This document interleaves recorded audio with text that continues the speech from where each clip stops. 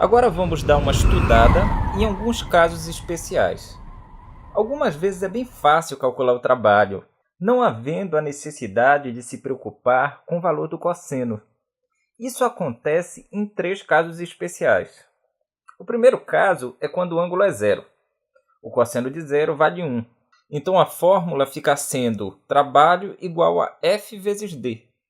O cosseno ele é igual a 1, então ele não está aparecendo, tá?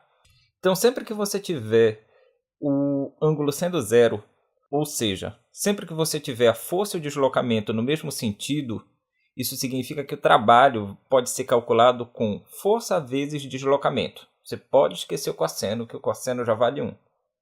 O segundo caso é quando o ângulo vale 180 graus. O cosseno de 180 vale menos 1. Então a fórmula do trabalho fica sendo igual a menos força vezes deslocamento, ou seja, menos F vezes D. Esse menos surgiu por causa do menos 1 do cosseno do ângulo. Esse cosseno vale menos 1, que é o cosseno de 180. Então, sempre que você tiver força e deslocamento em sentidos opostos, você já sabe, você pode utilizar trabalho sendo igual a menos F vezes D. E o terceiro caso é quando o ângulo é de 90 graus. Nós já vimos anteriormente que esse trabalho é igual a zero. Bom, esse é Josué. Ele empurra esse carro que tem peso de 15.040 newtons, fazendo uma força para frente de 700 newtons por 3 metros, vencendo o atrito que durante esse percurso vale 500 newtons. Vou determinar aqui para você 5 trabalhos. Primeiro, o trabalho realizado pela força-peso. Como a força-peso está apontando para baixo e o deslocamento está para frente, isso significa que eles fazem 90 graus. Ou seja, nem faça conta, o trabalho da força-peso vai ser zero.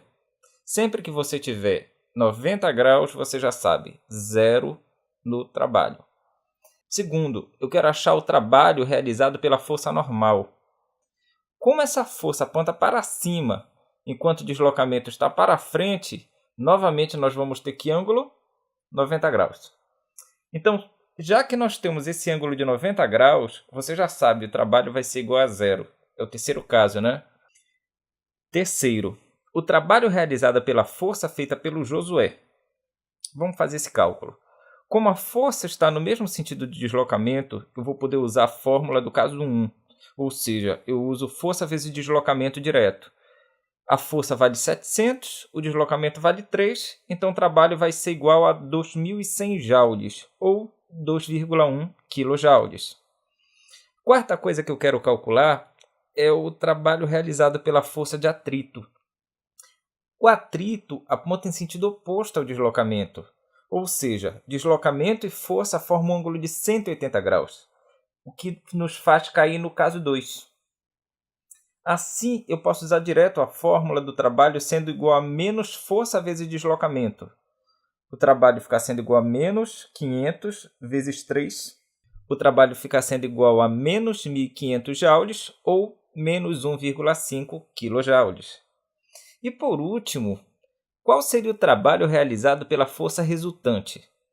Para encontrar isso, eu só preciso somar todos os trabalhos realizados pelas forças durante o percurso. Assim eu acho que o trabalho da força resultante vai ser igual ao trabalho do peso, mais o trabalho da normal, mais o trabalho da força que o Josué fez, mais o trabalho da força de atrito. Então o trabalho da resultante vai ser igual a zero, que é o trabalho do peso, mais zero, que é o trabalho da normal, mais 2.100, que é o trabalho da força do Josué, menos 1.500, que é o trabalho da força de atrito. Então o trabalho da força resultante vale 600 joules. Então grave bem, sempre que eu quiser achar o trabalho da força resultante, basta somar o trabalho de todas as outras forças que atuaram no corpo, mas tem que ser todas as forças. Bom, vamos interpretar esse resultado, tá? O peso e a normal não realizaram trabalho sobre o carro, portanto ele não perdeu e nem ganhou energia durante o percurso por causa dessas duas forças. Basta olhar o valor do trabalho deles. O valor do trabalho da força peso e da força normal é igual a zero. A força que Josué fez realizou o trabalho motor. Portanto, essa força ajudou no deslocamento do carro, cedendo para ele 2.100 joules. Eu quero que você note o seguinte: essa energia não surgiu do nada, ela veio de Josué. A força de atrito realizou o trabalho resistente. Portanto, o atrito atrapalhou no deslocamento, gastando 1.500 joules da energia do carro. Por isso que o trabalho deu negativo. Saiba que essa energia não sumiu. Ela provavelmente se transformou em calor ou até mesmo som. A força resultante realizou o trabalho de 600 joules. O que isso quer dizer? Isso significa que nós já estamos calculando o trabalho, fazendo um balanço geral do que de fato o corpo ganhou e tirando quanto ele perdeu.